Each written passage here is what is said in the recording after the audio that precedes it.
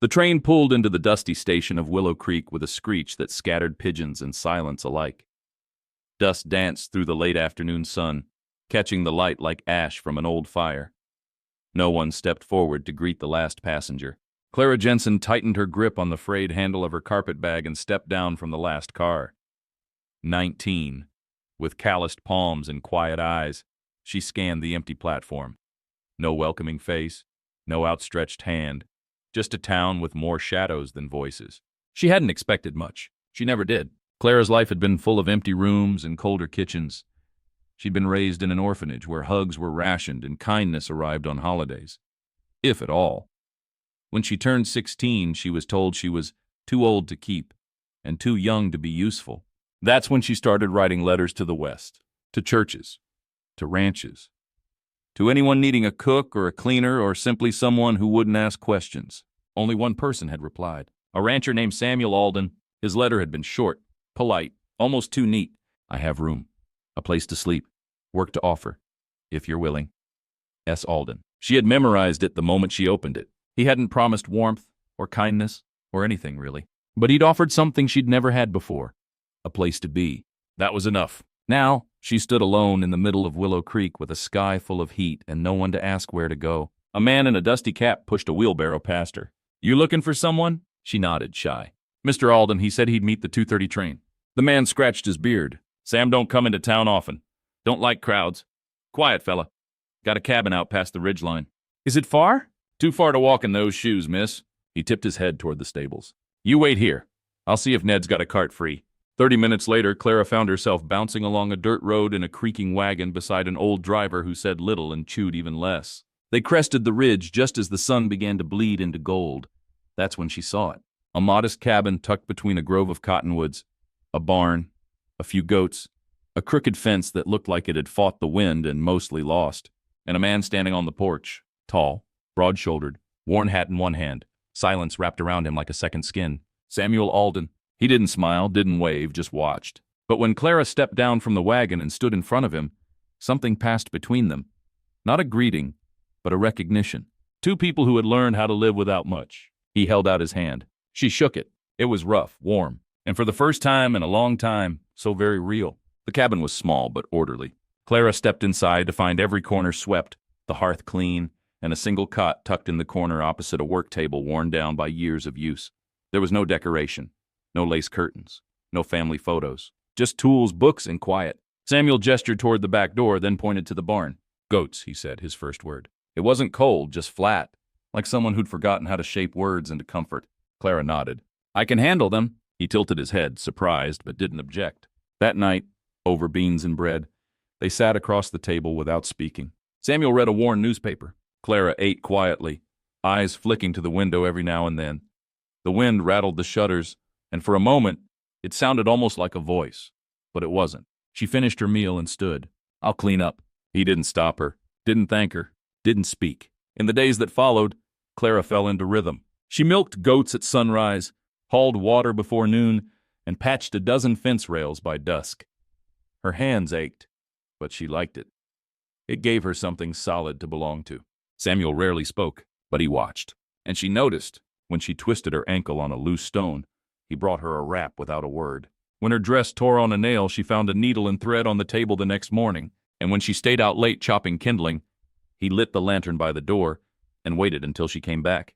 Not once did he ask why she was here. Not once did she ask why he was so quiet. But in silence something grew. One evening, after mending a saddle, Clara found herself standing by the porch as Samuel smoked his pipe and looked out over the hills. She sat beside him, knees tucked to her chest. You always this quiet? She asked, half teasing. He didn't answer right away. Then softly, used to talk more. What changed? He tapped the ash from his pipe. She died. Didn't see much point in words after that. Clara didn't ask who she was. She didn't need to. She just whispered, I'm sorry.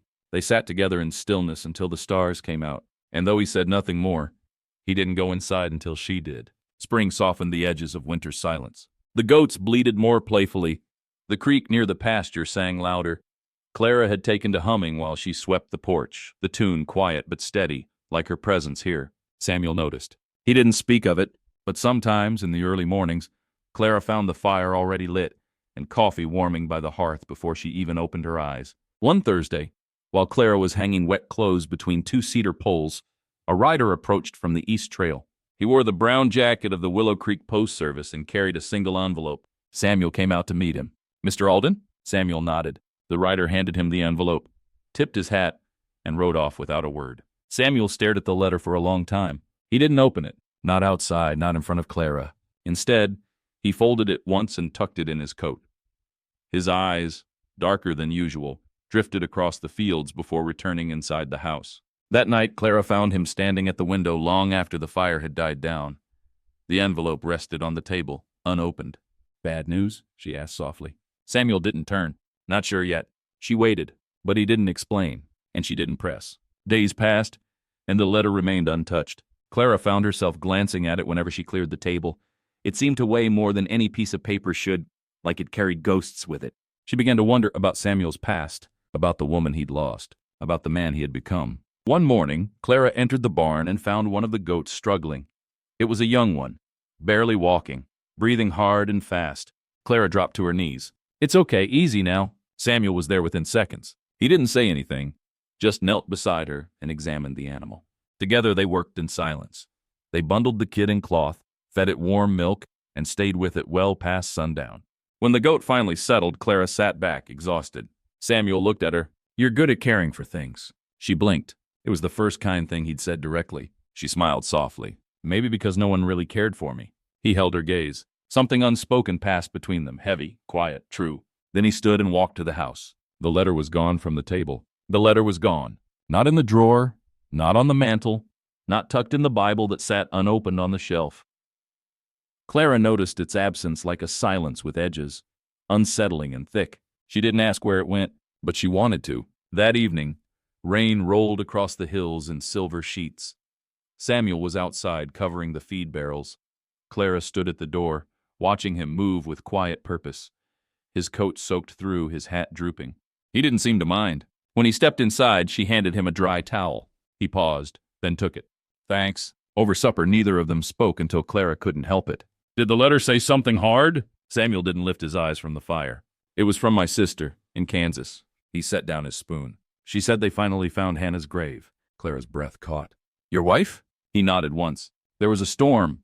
Her wagon overturned. I never knew where she ended up, just empty space." His voice was hollow, but his hands gripped the table like it might fall away. "And now you do," Clara said softly. "Now I do," he echoed. He looked at her then. Really looked. "You remind me of her. Not in the way you look, but the quiet strength, the way you fill space without pushing." Clara felt something tremble inside her, not fear, not pity, something older, deeper. "I'm not trying to be anyone," she whispered. "I know," he said. "And I'm not leaving," she added, more certain. He gave a slow nod, like that was an answer he hadn't dared hope for. That night, Clara lay in bed listening to the thunder fade across the valley. She thought about a man who lost a wife without a grave, and a girl who'd never known what safety really meant. Maybe the world brought them together not to fix each other, but to listen, to hold space for quiet. The next morning, Samuel placed a tin of fresh coffee beside her plate. "You make things warmer around here," he said gruffly. Clara looked up in surprise. "Even with the rain?" "Especially then." And for the first time, Samuel smiled. Not big, but real. The storm had passed, but its memory lingered. That morning, Samuel found a section of the north fence down, broken by fallen limbs and loosened earth. A few cattle had wandered too close to the creek bed. He saddled up before breakfast. Clara watched from the porch. "Want help?" she asked. He hesitated, then nodded. "If you don't mind." She didn't. Riding together wasn't new, but this time it felt different. Samuel wasn't silent the whole ride. He pointed out tracks, showed her where to watch for weak spots in the wood, even asked if she'd ever ridden herd before. "Just pigs," she admitted. "Once." He chuckled softly. "They count, sort of." The fence wasn't hard to repair, but it took time. Clara held posts steady while Samuel hammered. Their hands brushed more than once. Each time he looked at her like he wanted to speak, but didn't. When they finished, they sat on a log and shared water. "You're not just helping around here," Samuel said. "You're part of this." Clara blinked at the suddenness of it. "You mean the ranch?" "I mean all of it. This place, the quiet, me." The silence that followed wasn't empty. It was full of trust, of years unsaid, of things growing slow and deep. They headed back as the sun dipped low, but when they reached the gate, they weren't alone. A wagon waited in the drive. A tall man stood beside it, adjusting his hat. Clara's face paled. "Frank." Samuel tensed. "You know him?" "He's the one I ran from." Frank was all charm and smooth words. "Clara, I've come to take you home." "I am home," she said quickly. "You ran off with nothing. Left me looking like a fool," Frank added, his voice tightening under the smile. Samuel stepped forward, quiet but firm. "She's not yours to take." Frank glanced at Samuel, then at the house, then back. "This place, this man, you think this is better?" Clara didn't flinch. "I know it is." Frank didn't push, but his eyes narrowed before he climbed back into his wagon. "This ain't over." He rode off without looking back. That night, Samuel poured Clara tea by the fire. "He'll be back," she said. "Let him." She looked at him, uncertain. "You're not afraid?" "Not of him." He paused. "Just of losing what's finally starting to feel real." Clara reached across the table and touched his hand. "Then let's hold on to it." The wind had changed. Even the chickens sensed it. Clucking restlessly, their feathers puffed. The ranch, usually calm in the early light, felt like it was holding its breath. Samuel watched Clara from across the yard. She was tending to the laundry line, pinning linens with steady hands, but her eyes scanned the road every few seconds. She was waiting for something, or someone. "He'll be back," she finally said. Samuel didn't pretend otherwise. "I know. He doesn't let go. Not because he loves me, because he hates to lose." Samuel walked over slowly, stood beside her like a wall. "You're not his to win or lose." "He doesn't think like that." "Then let him come." By noon, the wagon returned. But this time, Frank didn't come alone. A lawman rode beside him. Sheriff Merrill, known for minding his own business unless gold or blood was involved. Samuel met them at the gate. "What's this?" he asked. Frank grinned. "Just setting things right. Clara here's been living with stolen property." "I'm not property," Clara snapped, stepping out from the porch. Merrill scratched his beard. "You married to her, Miller?" Samuel shook his head. "Not yet." The lawman shrugged. "Then she's free to go." Clara lifted her chin. "And I'm staying?" Frank's smile vanished. "You think this ends here?" "I hope not," Samuel said, "because next time I won't answer with words." The sheriff looked between them. "That's enough. No crime here. Clara stays where Clara chooses." He turned his horse. Frank followed, but the glare he gave Samuel promised one thing. He'd be back. Not with charm, not with papers. With something worse. That night, Clara sat on the porch swing, wrapped in a quilt. Samuel brought her a mug of tea. "I should leave," she said. "No," he said quietly. "He's not going to stop." "Then we don't either." She turned to him. "Why are you doing this? I've brought nothing but trouble." Samuel's voice was low and steady. "You brought warmth back into these walls. You make silence feel less empty." She stared at him. "But I'm broken," she whispered. "So am I," he said. "But look at us, we're still standing." "Barely." "Then lean on me." And for the first time, Clara leaned. His arms came around her like shelter, and she didn't flinch. For once, she wasn't bracing to be hurt. She was finally held. The next few days passed like the hush after a storm. Quiet, but always with an eye on the sky. Frank hadn't returned, but the threat of his shadow hung over the ranch like smoke that wouldn't clear. Samuel tightened the fence line. Clara doubled the chores without asking. Neither spoke of it, but both knew. Peace had a price, and they were already paying it in quiet vigilance. One morning, Clara found a note slipped under the porch door. "You can't hide behind broken men forever." No name, but the handwriting, it was Frank's. She didn't show it to Samuel. Not yet. Instead, she walked to the barn and wept in the silence of the hayloft. Not because she was afraid, but because she was tired of always needing to be strong. That afternoon, Samuel found her kneeling by the chicken coop, feeding the hens with absent motions. He crouched beside her, waited. "You ever feel like love just doesn't choose you?" she asked without looking. "All the time," he said. "Even when someone's right in front of you?" He was quiet. "You mean me?" he finally asked. She nodded slowly. "I don't know what this is between us," she said, "but it's more than safety. And I'm scared of what happens if I let myself hope." Samuel set down the feed bucket. "Hope ain't weakness, Clara. It's the one thing we keep even when the rest burns." He stood. "But I'm not asking you to decide anything today." She looked up, eyes glossy. "Then why stay?" "Because every day I don't say something foolish that drives you away. Feels like a day I did something right." That night, Clara placed the note in his hand. He read it once, didn't react, then walked to the stove and dropped it in the fire. "He doesn't decide what happens here," he said, and she believed him. The journey into town had always been practical for Samuel. Tools, grain, maybe a quiet nod to the blacksmith. But today felt different. Clara rode beside him in the wagon, her hair pinned back neatly, dress pressed, hands tucked beneath her shawl.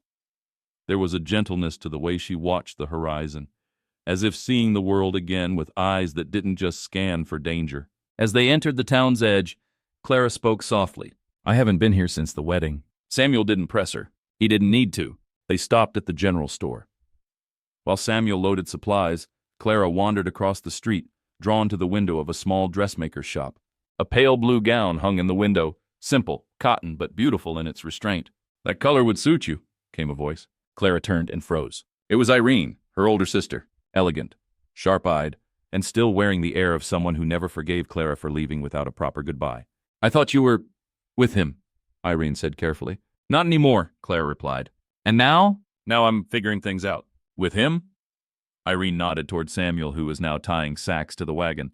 He's kind, Clara said. Kindness isn't always enough, Irene said flatly. It doesn't pay for years of running. Clara's voice was steady. It's more than I had before, Irene sighed. You always wanted love. Just be sure it doesn't come at the price of losing yourself. Back in the wagon, Samuel noticed the shift in her mood. Everything all right? Clara nodded slowly. I saw my sister. Do I need to go back and say something? She smiled. No, she said her part, and I heard mine. He handed her a wrapped bundle. I thought you might like this. Clara opened it. It was the blue dress. You bought this? You smiled when you saw it. First time I've seen you smile like that since you came here. She blinked fast, swallowing the lump in her throat. Thank you, Samuel. You're welcome, Clara. For the first time, she reached across the seat and let her hand rest over his. And he didn't let go. That Sunday, Clara stood before the cracked mirror in the modest ranch house bedroom, holding her breath as she slid into the blue dress. It wasn't extravagant, but it fit like it had waited years to be worn by someone who'd forgotten what beauty could feel like. She smoothed the fabric down her sides, her fingers pausing at the waist where Samuel's hands had once steadied her after a long day in the fields. She heard a soft knock. You ready? Samuel's voice came from outside the door. Clara opened it, and he stood still, as if he'd seen something that reached deeper than words. It suits you, he said. You said that before, she replied, blushing. I meant it then. I mean it more now. They walked together to the small chapel just outside town. It wasn't a church day, but Clara had asked to see the place. Quiet. No congregation. Just the worn wooden pews and the soft light spilling through stained glass. She sat near the front, fingers tracing the edges of the hymnal as Samuel knelt beside her. My mama used to bring me here when things got loud at home, Clara said.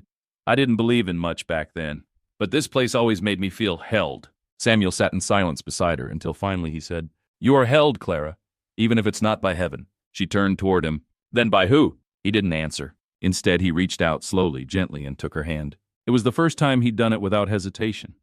The first time she didn't pull away. They stayed there like that, wrapped in something unnamed, something too fragile to label and too real to ignore. Back at the ranch, Clara tucked the dress carefully into the wardrobe. But before she closed the door, she whispered, Thank you. Not just to the dress, to the woman she was slowly becoming. The days that followed felt like spring easing its way back into the valley. The ranch stirred with a new rhythm. Clara humming in the kitchen, Samuel smiling just a little easier, the creak of the porch swing in the evenings as they sat side by side. But peace, like weather, can turn quickly out west. It started with the wind. A heavy silence rolled down from the mountains, pressing against the fields. The sky, once blue, hung low and gray.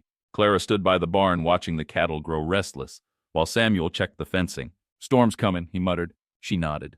But something about his voice said he wasn't just talking about the sky. That evening, as rain began to fall in slow, deliberate drops, a rider appeared on the horizon. Tall, broad-shouldered, face shadowed beneath a worn hat.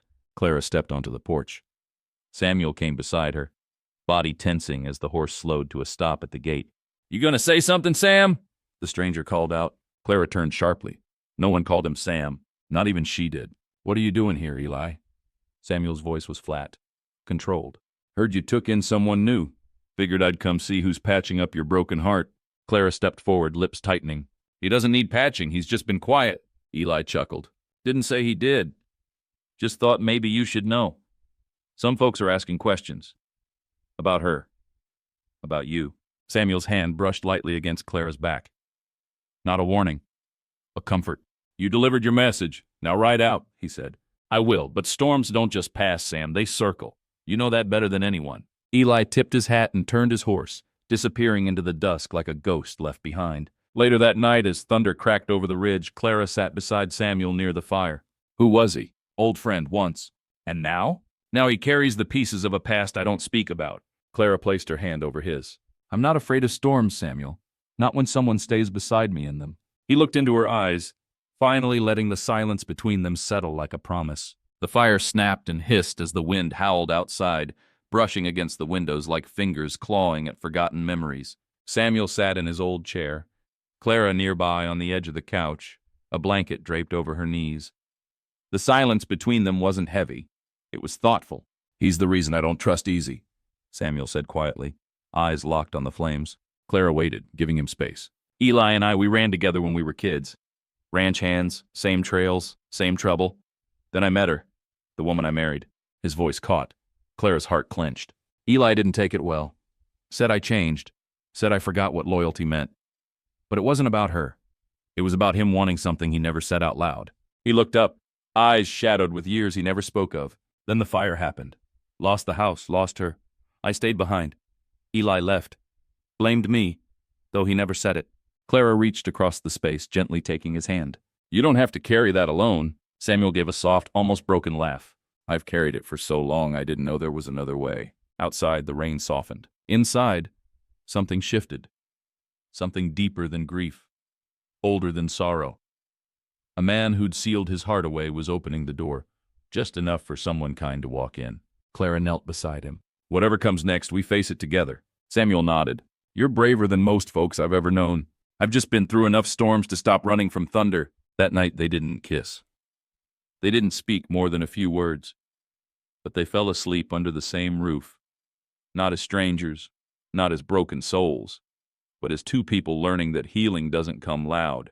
It comes slowly, like morning light. Clara pulled her shawl tighter around her shoulders as she stepped into town.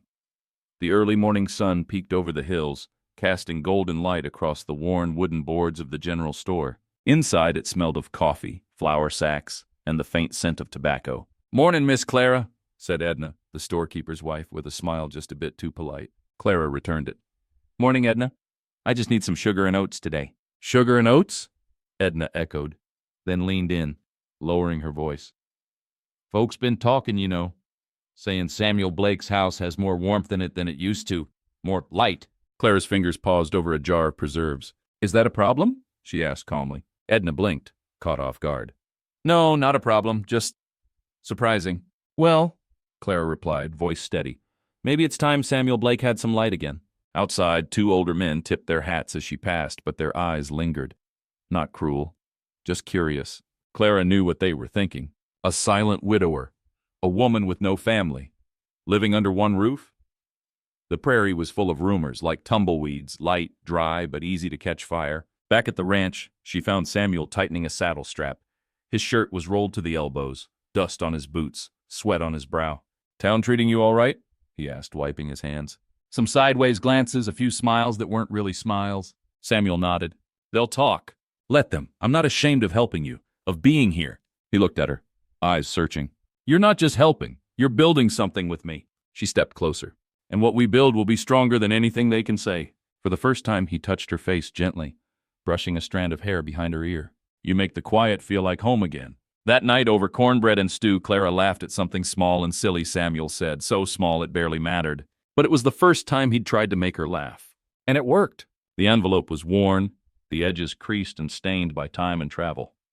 Clara found it tucked into the bottom of her mail bundle, the script on the front familiar, too familiar. She stood on the porch, the wind tugging at her dress, heart thudding like a distant drum. "Everything all right?" Samuel asked from inside, sensing her stillness. "Just a letter," she murmured, not moving. Samuel didn't press. He knew the past had teeth. Later, when the chores were done, and the sky bled orange and pink behind the mountains, Clara sat by the fire and unfolded the letter with shaking hands. "Clara, if you're reading this, it means I've finally tracked you down. I know I wasn't a good man, but I never stopped thinking about you. I've changed. I want to see you again. Please write back." Signed, Thomas. Her breath caught. That name belonged to another life, a life of bruised dreams and quiet fears. She hadn't thought of Thomas in years, and she hadn't missed him once. The next morning, Clara found Samuel feeding the horses. "Samuel, I got a letter from someone I left behind." He paused, giving her space. "Someone who hurt me," she added. Samuel's eyes darkened, not with jealousy, but with protectiveness. "Do you want to see him?" he asked gently. "No," she whispered, "but I'm afraid he might come anyway." He nodded. "If he does, he won't get past me." Her throat tightened. "You don't have to protect me, Samuel. I'm not doing it because I have to, he replied. I'm doing it because you matter. That night, as Clara lay beneath the quilted blanket, she didn't sleep. Not out of fear, but out of wonder. She had spent so long surviving. Now someone was willing to stand by her, just so she could live. The knock came just past noon. Clara was kneading dough when the sound froze her hands mid-motion. She knew. Some part of her had known since the letter arrived. Samuel was already at the door, his broad frame blocking the light. "Can I help you?" he asked calmly. "I'm looking for Clara." The voice was rough, familiar, and unwelcome. Clara stepped forward, wiping her hands on her apron. "Hello, Thomas." He looked older, worn down by life in ways she hadn't expected. But his eyes still held that edge, charming on the surface, unsettling beneath. "You look, well," he said as if surprised. "I am," she answered, her voice clear. Thomas glanced past her into the home. Samuel's home now, hers too in spirit. "I just wanted to talk, just you and me." Samuel's jaw tightened. Clara gently touched his arm. "It's all right, I'll hear him out." But she didn't invite Thomas in. They walked to the tree near the fence line where spring leaves fluttered quietly overhead. "You ran off without a word," Thomas said. "You gave me plenty of reasons to," Clara replied. He looked wounded. Whether by truth or ego, she couldn't tell. "I've changed. I wanted to say that. And maybe ask if you'd come back." Clara laughed, soft but sharp. "Back to what? Scraps of affection and long nights of silence? I built something better now." Thomas's face flickered with pride bruised. "With him?" he asked, nodding toward the house. "The silent one?" "Yes," she said without hesitation. "And in his silence I felt more love than your words ever gave me." Thomas looked away, then slowly stood. "Guess that's all I needed to hear." He tipped his hat and walked toward town, shoulders slumped, not with loss but with resignation. Samuel met her on the porch when she returned. He didn't ask, just opened his arms. And this time, she stepped into them without fear, without hesitation. "He's gone," she whispered into his chest. "So is the weight you've been carrying," he replied. The crisp scent of baked apples and wood smoke filled the air as Clara stepped out in her borrowed blue dress. It had been years since she'd worn something this fine. The county's annual harvest festival was a tradition, but this year felt different. This year she wouldn't be going alone. Samuel stood waiting by the wagon, freshly shaven, hat in hand, his usual quiet presence now tinged with a trace of nervousness. He offered his hand without a word, and Clara took it, her heart skipping like a girl half her age. The festival grounds buzzed with music, laughter, and the rhythm of boots tapping dirt. Couples danced. Children raced between stalls, but as Clara and Samuel arrived, the noise softened, and all eyes seemed to turn. Whispers fluttered like dust in the wind. "Is that Samuel Harper with her?" "She's the one who moved into the old ranch. Didn't she come from back east, alone?" But Clara kept her chin high, her arm linked through Samuel's. He didn't say much. He never did. But when he looked at her, when his hand rested lightly on hers, she felt stronger than she ever had in the city's crowded streets. At the pie stand, a woman from town leaned in with a curious smile. "We never thought we'd see Mr. Harper out here again. You must be quite special." Clara smiled back, steady. "He's special too, just quiet about it." Later, as the music swelled and lanterns glowed like stars, Samuel extended a hand. "Dance?" he asked, one word, barely a breath. She nodded. And on that old wooden floor, surrounded by strangers and stars, Clara felt the world slow down. He held her close, not possessively but gently, like a man who knew what it meant to lose and was learning, slowly, how to hold on again. That night, as they rode home beneath a sky dusted with silver, Clara leaned into his shoulder. "You were brave today," she whispered. "So were you," Samuel answered. She smiled, resting her hand over his. "Maybe we're both learning." "Maybe," he said. "Together." The wind had been howling since dawn. By mid-morning, the skies had darkened to an ominous gray, and Samuel stood near the barn, eyes fixed on the horizon. Clara, apron dusted with flour, stepped outside to join him, squinting into the distance. "Feels wrong," she said quietly. Samuel nodded once. "It's coming." The storm arrived like a freight train, hail, wind, and sheets of rain slamming the land. Samuel moved fast, guiding the animals into shelter, reinforcing the barn doors with Clara at his side. She was soaked to the bone, but refused to leave him alone out there. They didn't speak much, but in each glance, each rope handed over, each latch bolted, there was understanding. They were a team now. That night, the storm knocked out the lanterns. In the pitch dark, they sat by the fireplace, listening to the wind's roar, the crack of trees bending. Clara clutched Samuel's hand. "I've never seen one like this," she whispered. Not in years, he replied. Last time, he trailed off. She knew. Last time he lost everything. You won't lose me, she said gently. His fingers tightened just enough to answer. When morning came, it brought silence, the eerie quiet that follows chaos. Branches littered the yard, the north fence was gone, and the chicken coop had blown sideways.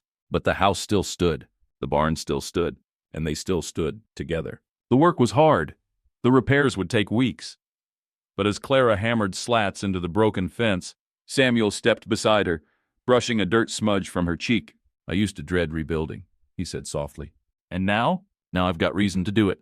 Snow had not yet fallen, but the air had turned sharp, curling around the windows in icy threads. Clara was bringing in dried herbs from the porch when she noticed Samuel standing by the mailbox at the edge of the lane, unmoving. In his hand, he held a letter. The envelope was yellowed at the edges, the ink faded, but the name was unmistakable. It had been forwarded, probably from the town's old records. Harper, Samuel J. Inside, they sat at the table. The kettle hissed quietly. Clara didn't ask. She simply waited. Samuel stared at the envelope for a long time, then broke the seal. It's from Elizabeth's brother, he said. From back east. Clara's heart paused. Elizabeth, his late wife, the woman whose ghost still quietly occupied corners of the house, the barn, his gaze.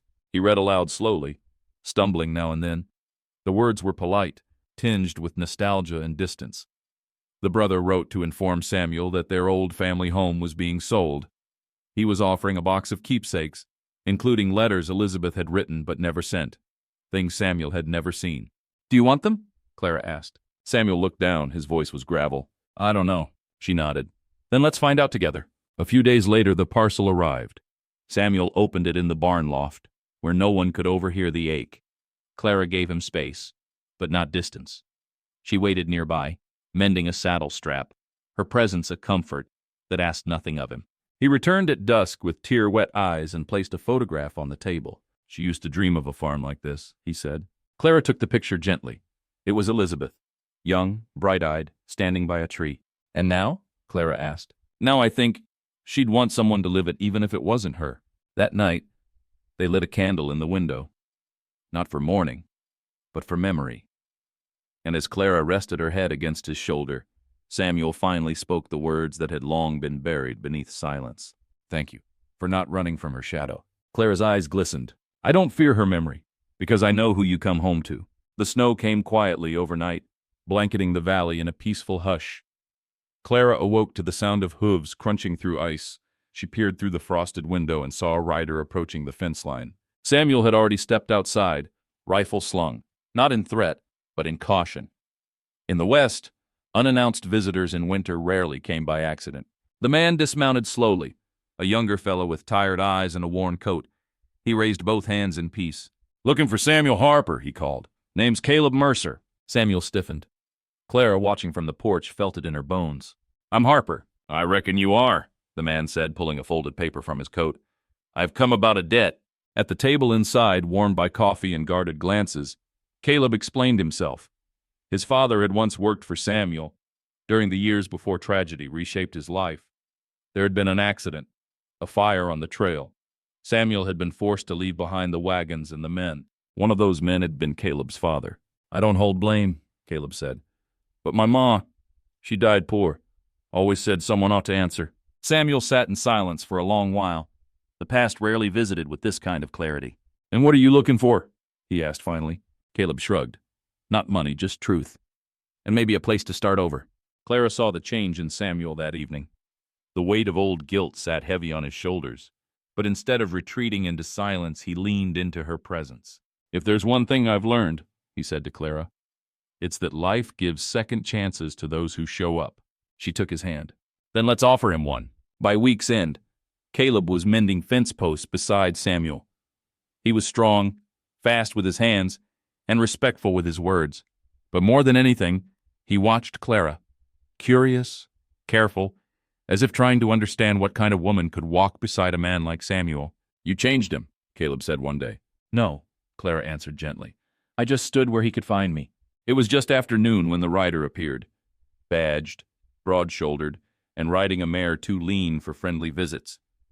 Samuel saw him first, standing at the edge of the property, hand resting at his belt. Clara came out onto the porch, shielding her eyes. "He's Law," she said. Samuel gave a nod. "And he's here for Caleb." Sheriff Riggins didn't waste time. "Name's Riggins. I'm tracking a boy, Caleb Mercer. Left a homestead 2 towns over after a theft. Took a horse, some silver, and vanished." Samuel didn't flinch. "He's here, working for his keep. Hasn't caused a lick of trouble." "Maybe," said the sheriff, "but the past don't get scrubbed that easy." Clara found Caleb in the barn, stacking hay bales. His jaw tightened when she spoke his name. "They found me," he whispered. "You gonna run?" He shook his head. "I'm tired of running." That night, by the fire, Caleb told them everything. His mother had died 2 winters ago, and the man she left behind, his stepfather, had tried to take everything: the house, the land, and his dignity. Caleb had fled with the only things that had ever belonged to her. "I didn't steal," he said. "I survived." Samuel listened in silence. Then he stood, walked to the fireplace, and pulled something from the mantel. A wooden box, worn at the edges. "My wife made this," he said. "Years ago. I used to think keeping it sealed was honoring her memory. Now I know better." He opened the box, revealing letters, ribbons, and a locket. "Sometimes what we carry forward isn't theft, it's love." The next morning, Samuel rode to town. He returned hours later, grim-faced but resolute. "Spoke with the sheriff," he told Caleb. "Told him the truth. Told him you're no thief, just a man who never had a chance to prove his worth." "What did he say?" "Said he'll give you time to earn it." The snow didn't let up. By mid-January, the valley was silent beneath drifts taller than wagon wheels. The days grew shorter, and the air, brittle with cold, seemed to cling to the bones. Inside the Harper homestead, the fire burned constant. Clara insisted on helping with the cooking and mending, but Samuel noticed the change. How she paused too long between steps, how her hands trembled when she held the kettle. She was quieter now, not withdrawn, just tired. One morning, as Samuel loaded wood onto the porch, Clara leaned against the doorframe, pale beneath her shawl. "I'll be fine," she said when he looked at her with worry. But Samuel didn't reply. He just stepped closer and gently pressed his forehead to hers. "You've been strong long enough," he whispered. Caleb began shouldering more chores, splitting logs, feeding the livestock, even checking the outer traps before dawn. He was proving himself not just as a worker, but as part of the family. His hands were calloused now, his eyes steadier. "She needs rest," he said quietly to Samuel one evening, "and maybe a doctor. Closest one's 2 towns over. I'll ride out in the morning." That night, Clara woke from a fevered sleep, whispering Samuel's name. He sat beside her, brushing damp hair from her brow. "I never knew what peace felt like," she murmured. "Not really. Until you." Samuel held her hand, rough fingers laced with hers.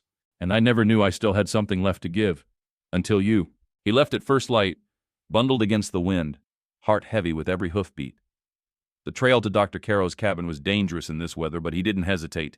He'd crossed darker paths for less. Samuel pushed through the snow with determination, each gust slicing at his coat like glass. He barely noticed. His thoughts were back home, with Clara. Every step of his journey had meaning now. It wasn't just about reaching the doctor. It was about keeping the promise he hadn't spoken aloud, but had etched into every action since the day he first held her trembling hands. "She gave me reason again," he muttered to the wind. Back at the homestead, Caleb stood watch by Clara's bedside. He dampened a cloth and whispered soft encouragements. Stories, even, though she was half asleep most of the time. The fire crackled low, and the wind howled outside like a wounded animal. "You're going to get better," he said, "because that man out there would walk through thunder for you, and I'd follow." Meanwhile, Samuel finally reached Dr. Caro's modest cabin nestled against the mountainside. "Bad timing," the doctor said, peering at him through thick spectacles. "Storm's rolling in from the west. Won't be safe to travel tonight." Samuel didn't blink. "She doesn't have tonight." There was something in his tone, unshakable, raw, that made the old doctor nod and gather his bag without another word. The ride back was worse. The wind picked up, ice lashing sideways across their faces. Twice they had to dismount and lead the horses by hand. But Samuel didn't stop, not once. When they arrived at the homestead, Clara was breathing shallowly. Her fever had climbed and her skin was pale and hot. Dr. Caro got to work quickly, mixing tonics and checking her pulse. Caleb helped where he could, quiet and steady. Samuel stayed just outside the room, knuckles white against the doorframe. He wasn't a man who begged often. Not to God, not to fate. But in that moment he did both. Silently, hours passed. The doctor finally stepped out and gave a weary nod. She's stable. The worst is past. You got her help in time. Samuel didn't speak. He just exhaled for the first time in what felt like days. That night, sitting beside her with a blanket over his knees, Clara opened her eyes. Weak, but clear. You came back, she whispered. Always, he replied. And this time he didn't just hold her hand. He held her. By the time February faded, the snow began to loosen its grip. Icicles fell in slow drips from the edge of the roof, and patches of brown earth peeked through the frost near the stables. Clara's strength returned little by little. Some mornings she'd wake and sit by the window, wrapped in Samuel's old coat, just listening to the world breathe again. Funny, she whispered once to him, how winter felt like a prison, until I found a reason to survive it. Samuel would say little, but his hands always spoke for him.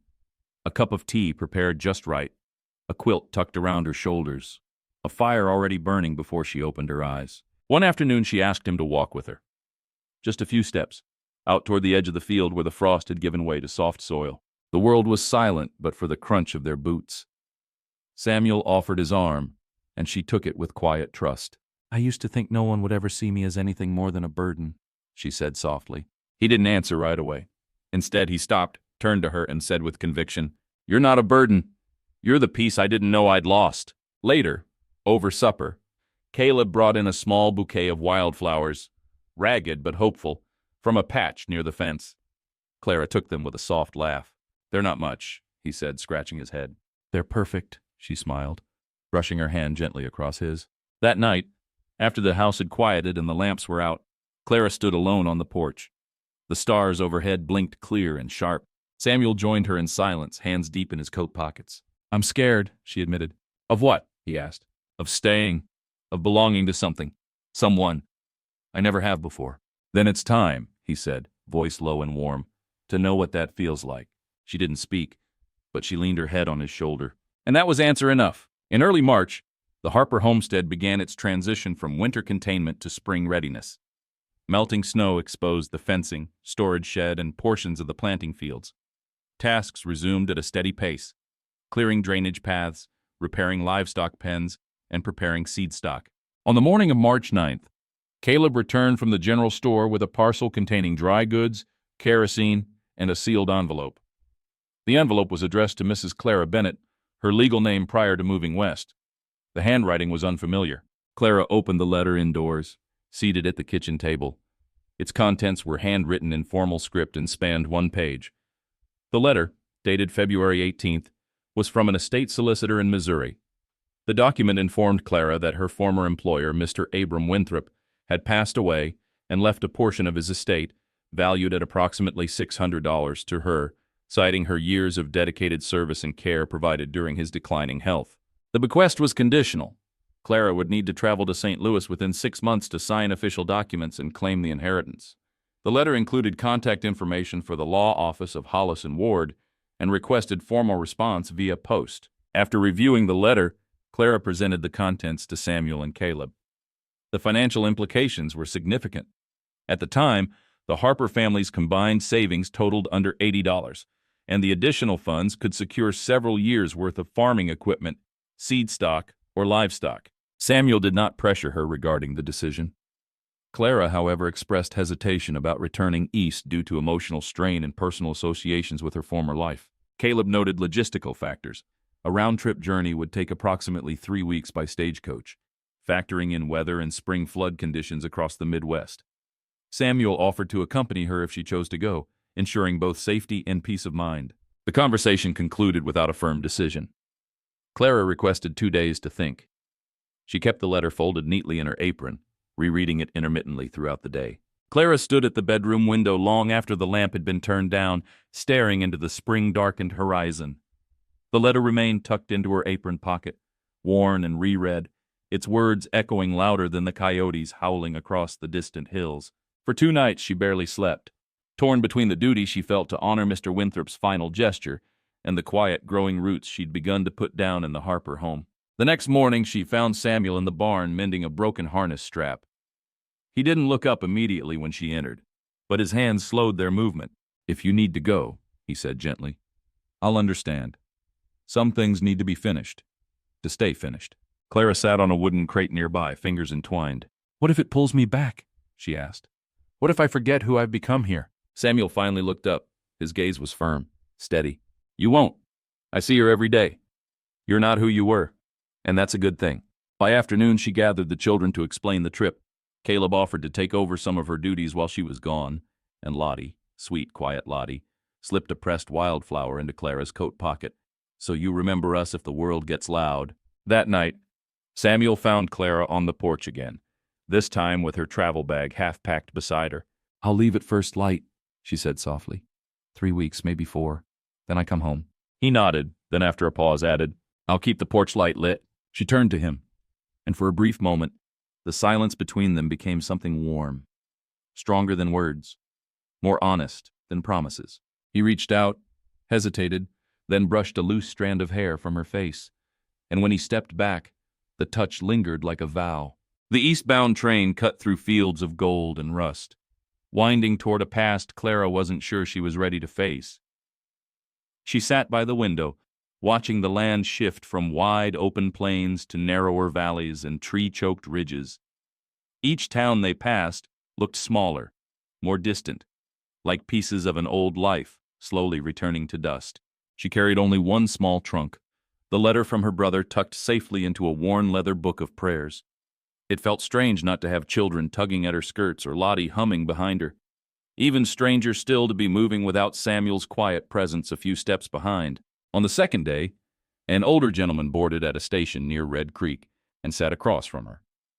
He wore a simple brown hat and held a folded newspaper he never once opened. Instead, his eyes kept drifting toward Clara, curious, but not unkind. After a long while, he finally spoke. You heading east for business or ghosts? Clara blinked. I suppose that depends on who's asking. He smiled faintly. Name's Warden. Just an old railroad man headed to retire. But I've seen that look before. You're going back to something that once broke you. Clara's breath caught. She didn't reply. Don't let it break you again, he said after a moment. Whatever you do, remember that healing's not betrayal. Sometimes leaving things behind is what lets us grow. That night, the train slowed through storm-wet tracks. Rain splattered across the windows like whispers.